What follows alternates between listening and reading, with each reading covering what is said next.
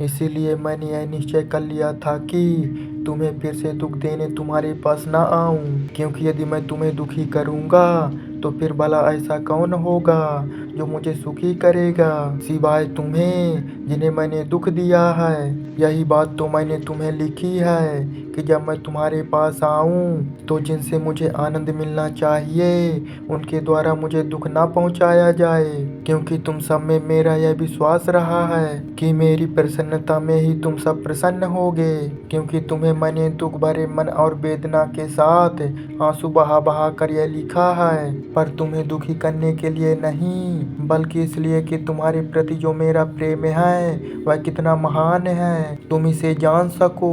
बुरा करने वाले को क्षमा कर, किंतु यदि किसी ने मुझे कोई दुख पहुंचाया है तो वह मुझे ही नहीं बल्कि किसी न किसी मात्रा में तुम सबको पहुंचाया है। ऐसे व्यक्ति को तुम्हारे समुदाय ने जो दंड दे दिया है वही पर्याप्त है, इसलिए तुम तो अब उसके विपरीत उसे क्षमा कर दो और उसे प्रोत्साहित करो ताकि वह कहीं बढ़े चढ़े दुख में ही डूब ना जाए। इसलिए मेरी तुमसे विनती है कि तुम उसके प्रति अपने प्रेम को बढ़ाओ। यह मैंने तुम्हें यह देखने के लिए लिखा है कि तुम परीक्षा में पूरे उत्तीर्ण हो कि नहीं और सब बातों में आज्ञाकारी रहोगे या नहीं, किंतु यदि तुम किसी को किसी बात के लिए क्षमा करते हो तो उसे मैं भी क्षमा करता हूँ, और जो कुछ मैंने क्षमा किया है तो यह मसीह की उपस्थिति में तुम्हारे लिए ही किया है ताकि हम शैतान से मात ना खा जाएं, क्योंकि उसकी चालों से हम अनजान नहीं हैं। पौलुस की अशांति। जब मसीह के सुसमाचार का प्रचार करने के लिए मैं त्रोआस आया तो वहाँ मेरे लिए प्रभु का द्वार खुला हुआ था।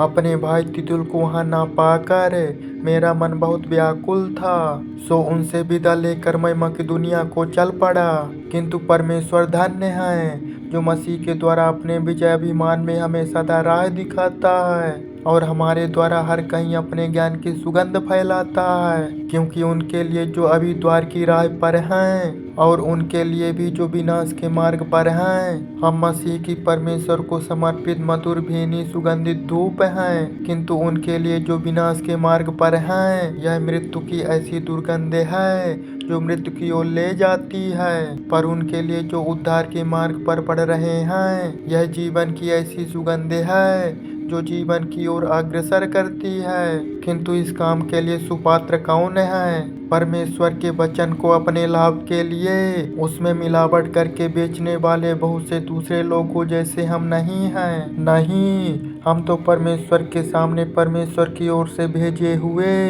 व्यक्तियों के समान मसीह में स्थित होकर सच्चाई के साथ बोलते हैं।